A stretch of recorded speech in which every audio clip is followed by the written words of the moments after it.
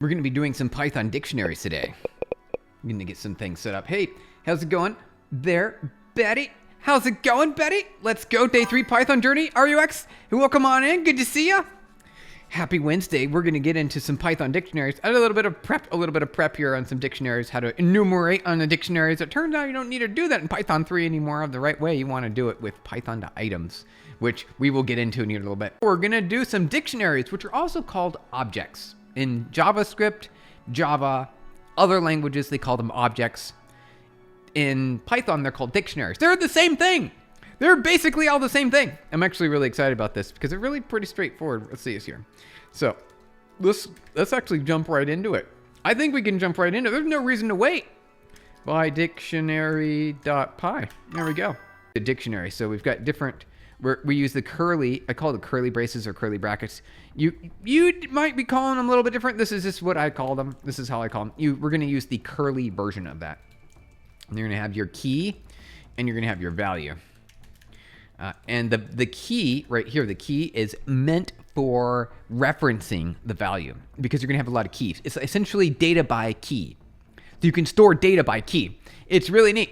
How to create, we're doing Python dictionaries today. We're going over the different things you can do with Python dictionaries. We're going to enumerate them. We're going to use the different methods to go through iterators. We're going to see how you can merge dictionaries. Did you know about dictionary comprehension? Did you know it was it's its own thing? Dictionary comprehension. You might not ever use it in your life, but it is still pretty neat. WRLD, there you go. And then you can have my other dictionary, yep, equals, and you can put it all in one line if you want. And you can say this, or foo and bar are usually a pretty common thing, right? And then you can merge dictionaries. Merged equals my plus this, right? You can merge dictionaries, and you can say print merged dictionary. And that should be able to print everything, I think. Let's find out. I don't know if it's gonna work. We're gonna try it. I'm just assuming dictionaries. Okay, there you go. All right, so that doesn't work apparently. Maybe you could do something like this. All right, you could say, if you want to merge a dictionary, you can say merge dot update, like that, and then you could do the same thing here on this as well. And then we don't have the plus symbol anymore, right? You can merge dictionaries.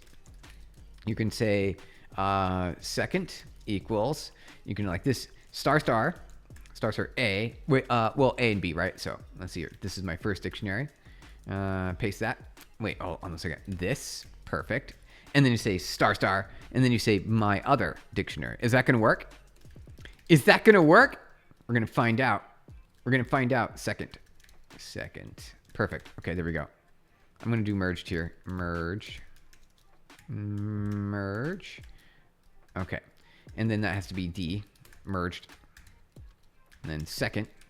Perfect. Okay. And that works. Although, very interestingly, it puts it in a different order. Weird. Foobar. Yep. Foobar world. It's got it all there. It's got it all there. Thank you, Neva. It's using Kwargs. Yeah, just like you're passing in the arguments in the two dictionaries in the constructor, so it checks against. So we've made a whole bunch of dictionaries. Hey, Kate, thank you for subscribing. Welcome on in. We're doing some Python coding now. All right, so let's do Python dictionary. So far, what we did is we've done some merged dictionaries. All right, so print, where are we at here? Print, merged dictionaries. I want to do this, back us in, so that way we can see a little bit easier what we're looking at. Let's do some loops. \n loop. So print. All right, so here we go. Iterations is next. So let's do loops. All right, so we can do for. Let's do our which one? Let's do this. Let's do merged. We'll do the merged dictionary. For key, comma, value in merged dot items. You got to say dot items to make it an iterable. You got to say dot items to make it iterable. Hey, Peter Slow, thank you because you're here. If you weren't here, I wouldn't be here. I'd be doing something else. It's the whole reason we're alive right now. Otherwise, I would be doing other things. All right, so you want to say print the F string.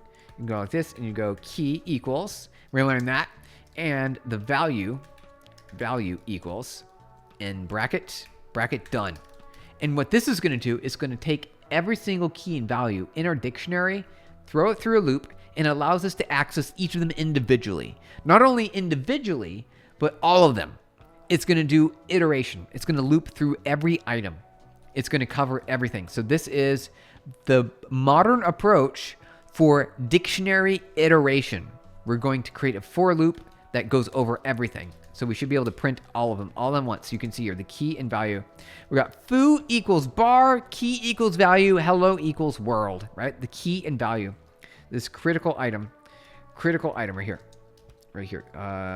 So we got all the keys over here on the left and the values over here on the right. Got the values. There you go. Right there, you guys. Keys and value. Take enumeration with the items. And then you've got enumeration here. See, please, thank you.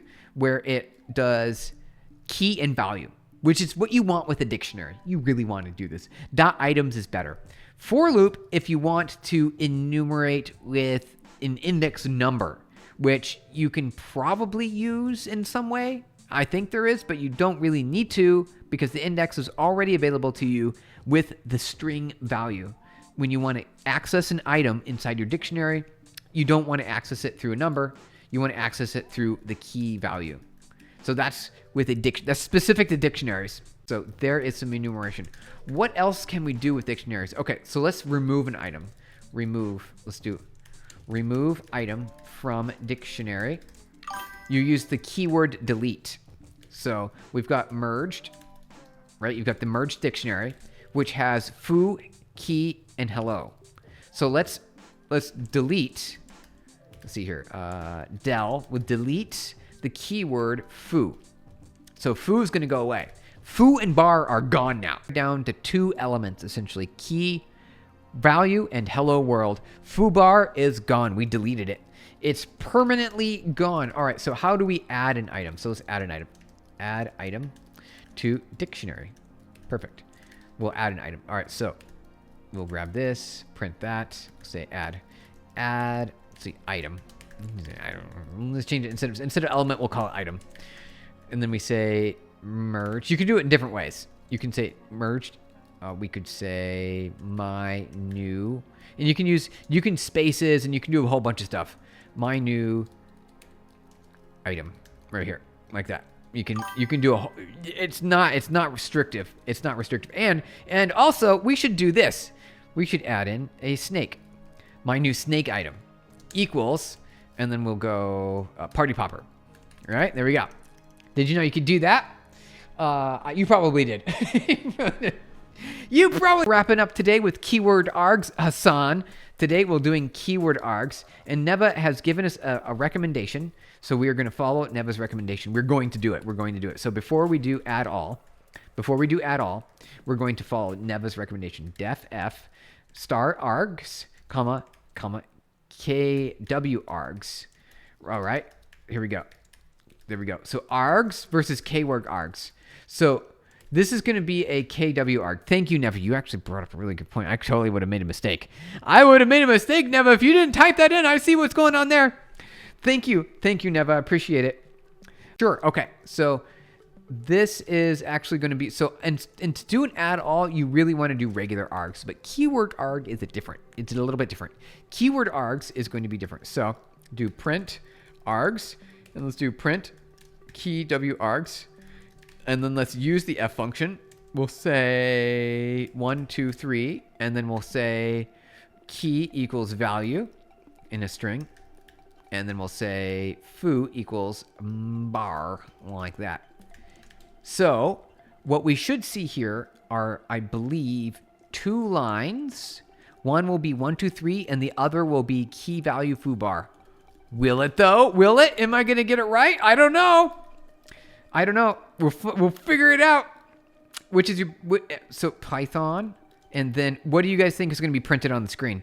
Let me know in chat. What do you think? What do you think is going to be printed? KW args.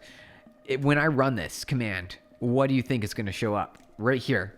Thank you for the hearts, you guys. I appreciate it. Steven, you're missing a or a colon right here. You're missing it right here, like right here. See this right here? Let me bring that up right here. If you were looking at it on a line on the screen, it's this colon right here. It was missing. That's all you got to do. Okay. So that's what that looks like. So it returns a tuple, it appears, or a list of some sort, and then the key value. This is important. And now, why is this important? Because it allows you to define a function that allows a user to pass in as many arguments as they want into the function. This is really powerful. It is a very powerful capability. It is wonderful. If you've never used keyword args before, you might start using them now. You might. Thanks for your hard work. Thank you, Mohammed. Thank you. Appreciate it. It's a class in my undergrad program. Oh, SLS commode. That sounds like it's going to be an adventure. Bestro, look. How's it going, Bestro Lock? I only code in machine language, fluent, and binary. Wow. That is a skill. Do you use punch cards? Do you do the punch cards? Don't die. How's it going, Steven? You're missing my colon there. Yeah, exactly. You should have said it. You should have said it. Okay. So very hard time thinking C-Lang might be wrong. It's, oh wait, hardware. It's the hardware is weird. You got it. And you realize you're wrong. Sometimes that's the way it is. Sometimes that's the way. All right, so let's write. Now that we know how to deal with keyword args, let's write the sum function. We'll do regular args. So we'll add all. Total for arg in args. We'll say total plus equals arg. That's it. That's all we got to do. We return total. So what we can do is we can say print add all with the actual adding all, and then you can say 1, 2, 3, 4, 5, 6, like that. Perfect. Done. All right, let's comment that out real quick. And then we can say add all numbers. This is regular args. This is regular args. There we go. Regular. There, you gotta type the add all. Perfect. You gotta spell properly, you guys. You gotta spell properly. Steven, can you just do sum? No need to overcomplicate it by a for loop. You're right, Neva. You can, or you could do that, right? You could do sum as well. Sum args. We're trying to write our own sum function essentially. You got it. You got it now. So we can create a dictionary. I think was what we can do. Def create dictionary, right? Dictionary. We can do that. I think let's spell it right. Let's spell it. Create dictionary. All right. .kw args, and you can name this whatever you want. You can use like L or happy. Let's name it happy. We can create our own dictionary, and then I believe you could just do this happy. That was the cheap way to do it, right? Neva return. I think you can do that. That'll create a dictionary. So this is pretty neat. This is pretty neat. Are you ready? So let's do create dictionary. Spell it right. Create. I forgot how to say words. Dictionary. There we go. It's because we're at the end of stream now. We're at the stream. Steven, just return Kwargs is very simple.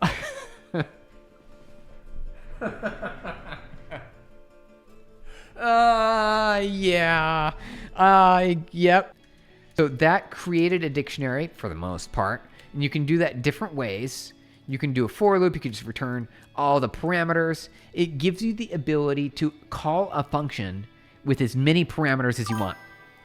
Keyword args is always somewhat sanitized because it has to be valid Python. As you can see here, we went quite a few things. We did keyword args and dictionaries.